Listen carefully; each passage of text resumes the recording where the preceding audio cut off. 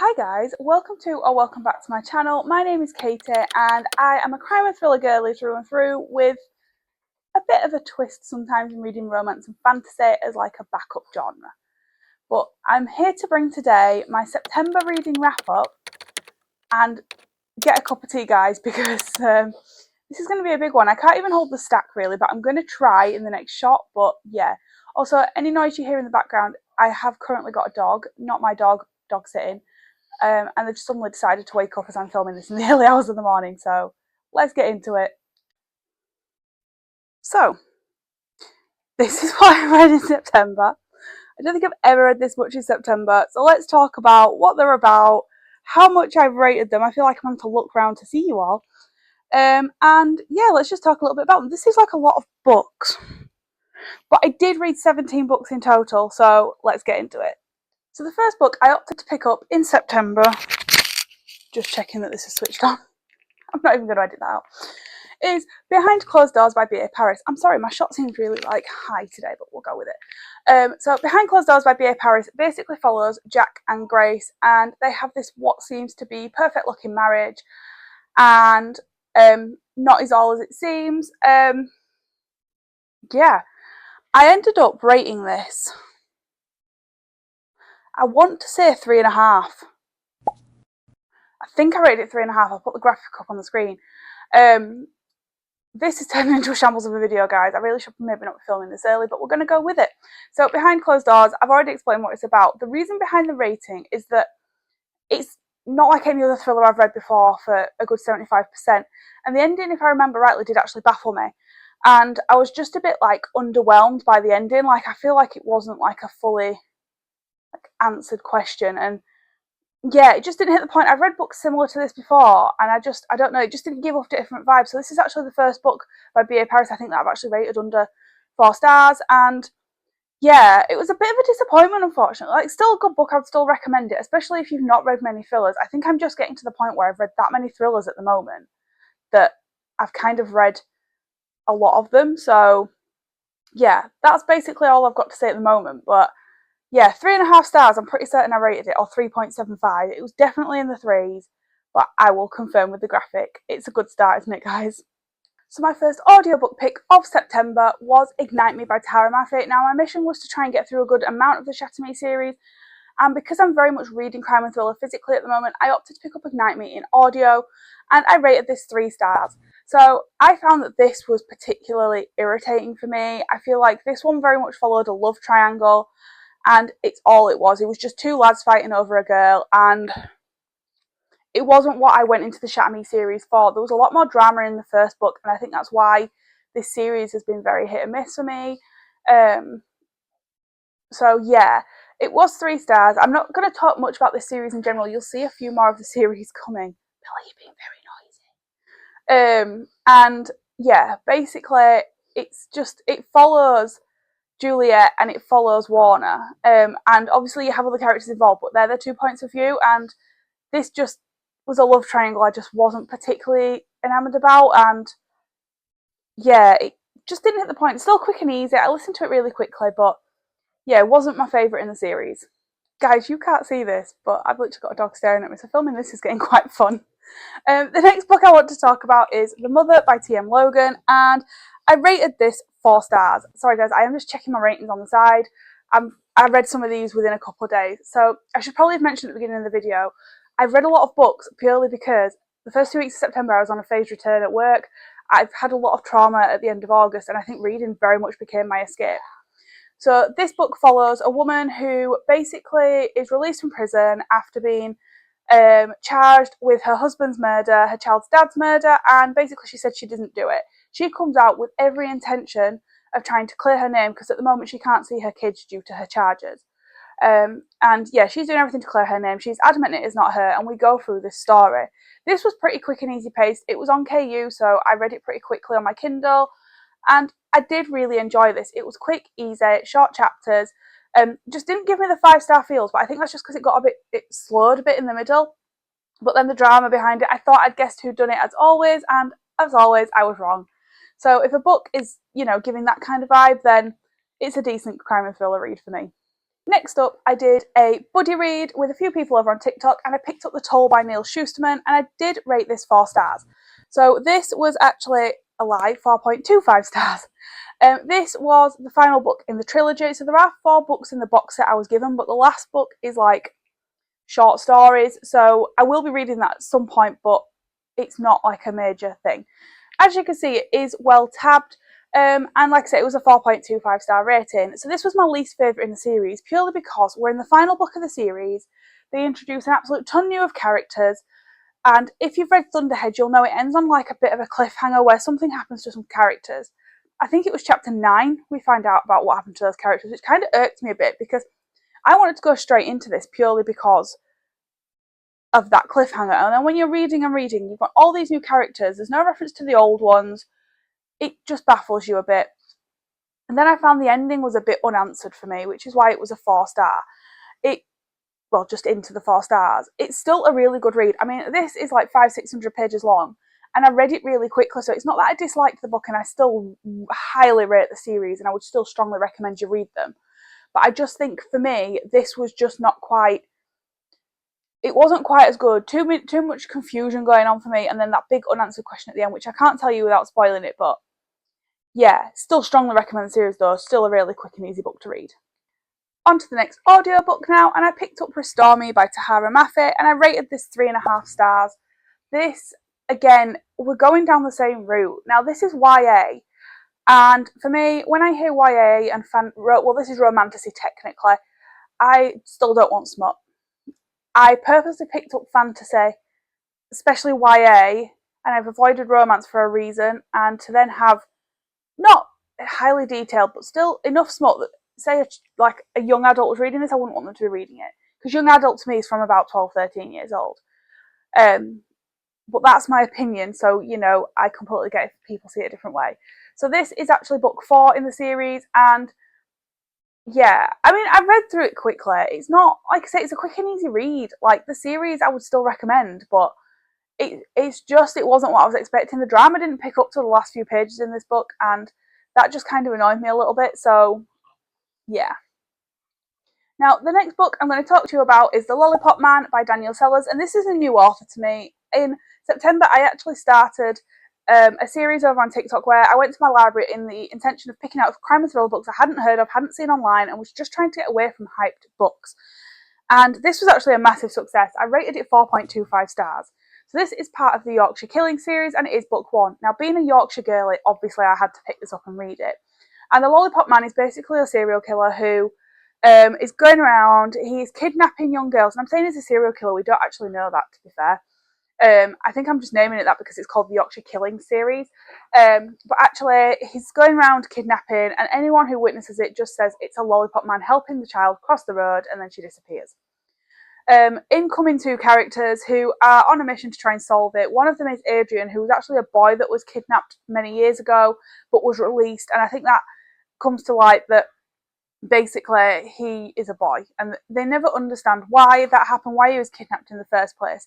It is answered in the book, but I'm not going to ruin that.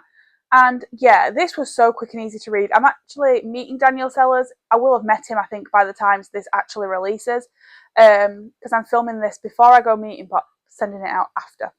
And I'm really excited to take this copy. I did end up going and buying a physical copy because I did really enjoy it, and yeah, I'm so glad I found a new author. Now, I've said I'm reading the Shatter Me series, so the next book I picked up was Shadow Me, and that is out of the Find Me novella. And I haven't properly rated these, but I did give it a 3-star rating lightly. I find it really difficult to rate novellas purely because they're really short. This one was less than 100 pages. Listen to it in a day. Well, listen to it in a couple of hours. I don't actually remember anything about this, and quite frankly, I think it was a little bit unmemorable because I think it was a bit of a carbon copy. I appreciate novellas are not meant to be necessary to the story, but I do want them to bring something different that maybe enhances the story, or just gives a bit of explanation to some things that you might not get if you read the normal story. And I don't think it brought that. I can't say much more on that. But what I will say is I did read the other one, and I'm going to have to check my rating. Is it Reveal Me that comes in this one after? Guys, this is going well, isn't it? She says flicking through trying to find the other story. Oh, Reveal Me. So Reveal Me, I actually rated 4.25 stars. So that was actually the best book in the series for me. That was full of drama, which is what I wanted. It really built up well to the next book. And yeah, I've skipped a book in between, but I just want to talk about it because I've got the Find Me book in my hand. And that is the two novellas. So they come after, oh my gosh, guys, after Restore Me, and then after Defy Me. So I did read those. They're quick and easy. They didn't take up much of my time, but at points I was just like, well, what is the point of these? But the second one was a lot better. Reveal Me definitely had me thinking, oh, I want to pick up the next one in the series. Next book to talk about is a little bit of bad PR over on TikTok, and that is The Liar I Married by DK Hood. And I rated this a straight 4 stars. So I read this with my friend Molly over, who I met over on TikTok, and we buddy read this, and we read it in a day. So as I said, 4 stars. So this basically follows a woman who wakes up after being in a coma, and she doesn't actually know what's going on. She doesn't remember anything, and her memory is slowly coming back. There are so many suspicious characters in this book. Now, it's still 4 stars because it's like a popcorn thriller for me. But because she suspected every single character, you kind of guessed it. Because there was no way you couldn't, because every character was suspicious, if that makes sense. So it wasn't that I completely nailed the actual outcome, but obviously you know who did it. However, the reason it's not 5 is because, like, for me, there was one character that was so incredibly suspicious and then suddenly changed into this amazing person, and I just didn't believe it. Like, something was sus. I was sending Molly so many voice notes because it just didn't make sense to me, so I couldn't really put my finger on it. But yeah, definitely recommend it. My first by DK Hood, and I'll definitely be looking in to see if they have any more. Next up, and part of my library series, was Sharp Glass by Sarah Hilary, and I did rate this 3.5 stars. Now, I have to start by saying I tagged the author in a different post from my library haul. They then followed me, which is always amazing. I love supporting authors. However, the one thing I do not do is tag authors in reviews when their reviews are under 4 stars. They put so much work into their books, and just because it's not for me doesn't mean it's not for anyone else. And they saw that review, and it did upset me a little bit. As you can see, there's a dog trying to get my attention down here that just popped up on the screen. I do have to go to work in 5 minutes as well. But anyway, onto the book. So this basically follows a woman who wakes up in a basement after she's completed a job. She's a professional packer who has packed up somebody's house, and she's packed up the house of, like, a family whose daughter was murdered, and they're trying to figure out what's gone on. And this female main character takes it upon herself to try and solve the murder. She wakes up. This does take a turn of events. The first 40% of this book were really good, but I just really struggled with the end of it, and the ending for me was so irritating in a bad way that it had to go into the 3-star rating, because it just finished on a massive cliffhanger with no second book. So I was a bit like unanswered questions, and it did irk me, which is why I had to give it a lower rating. Hope you've got that cup of tea, guys, because we keep going. The next audiobook is Defy Me by Tahereh Mafi, and I rated this 3.75. So the series picked up a little bit towards the end. But again, still a lot of romance that I just didn't care for, and there did start to be a lot more action. I just wasn't sitting right with them. This dog will not leave me alone. So yeah, basically that was that, and she's made me lose train of thought. I just felt like it's quick and easy. I would still recommend. These guys are still in the high 3s, but I think I'm glad I picked it up on audio. However, the only irk I had with the audio is that in some of the chapters, like Juliet's journals, the scratching is cool. I really liked that. But there is a particular chapter that says the words, "I am not insane." I think it's this book. It might be another one. They've all merged. And she says it about 40 times. Can you imagine listening to that in your ears while you're trying to do some work? Like, seriously. So it got better, and I still continued with the series, which you'll see later on, but yeah, it wasn't giving the full impact drama I thought it would, and if any more in this series come out, I probably won't buy it, but it was better than the other ones. Now, back to the thrillers now. We've had a bit of a, like, fantasy kind of thing, and I picked up One by One by Chris Carter, and I rated this 4.5 stars. This is by far my favourite book of the month. So this basically follows someone who is going around as a serial killer, killing people in really mysterious ways. So he's basically phoning up Detective Robert Hunter, which is this series, and says, right, I'm going to kill this person, you get to choose how. And then he live broadcasts it. I don't know where Chris Carter gets his inspiration from, but this was so quick and easy to read, like, cannot even begin to tell you, like, I really enjoyed this book. It didn't quite hit the 5 and I'm not sure why, but it was quick, easy, short chapters as always with Chris Carter, and there was a little bit of character development in here that I enjoyed. So that's always good with a book. But yeah, in all seriousness, this series has got me in a bit of a chokehold now. Like, I am really enjoying it. I'm ready to pick up the next one in October. And yeah, it honestly, I did not see the plot coming and how this all connected. And yeah, wow is all I'm going to say. Next up, another and final, no, not final library pick, another library pick, and that is The Rule by David Jackson. And I rated this 4.25. This was such a good find. So this follows a neurodivergent man who basically has a rule that his parents have given him where he cannot touch somebody else, and that is basically because he doesn't know his own strength.